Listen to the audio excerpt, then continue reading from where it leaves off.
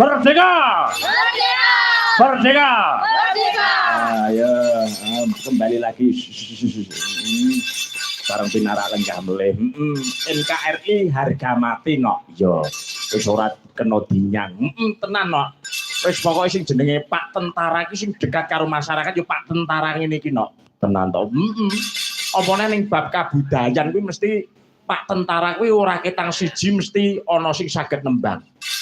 Iya, mergo ya dekat dengan masyarakat kuwi no. Aja nyawang wajahe Pak Tentara sing galak-galak ning sejatine atine kuwi lembut no. Oh ngono. Ning nggon aku enek tentara kok bengak-bengok kae iki.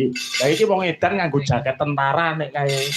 Iya, nek piyayi kene iki apa jenenge ngasta bedil wajahe garang ning atine tetep budaya. Iya, muga-muga budaya tetep lestari ngrembaka ya no. Iya.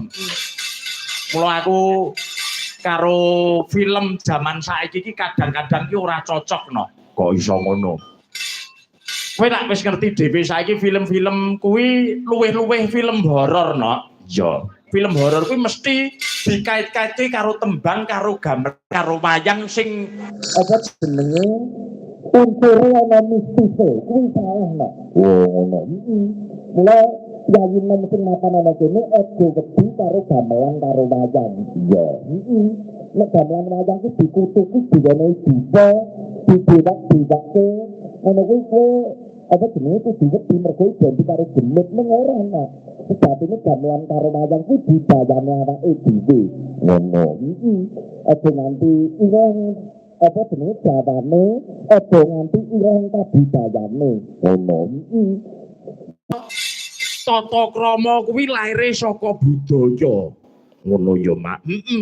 Nek biasane biyen cah cilik-cilik kuwi do arep budal sekolah ngono kuwi pamit karo bapak ibuke, Pak, Bu, kula badhe bidal sekolah, saya mau berangkat sekolah. Ngono kuwi terus tangane di apa jenenge salaman karo bapak ibuke, terus dicium tangan ngono kae. Nek saiki ora no.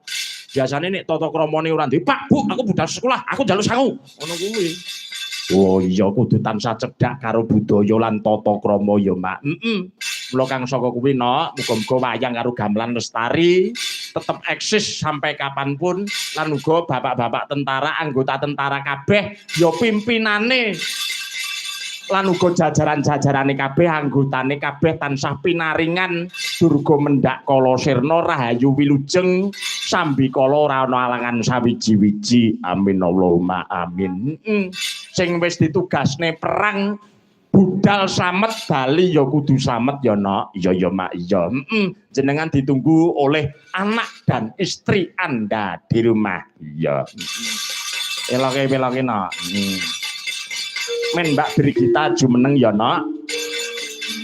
Supaya jengkar munggaring pepanggungan ya ora nganggo bintang tamu. Dina iki ora no.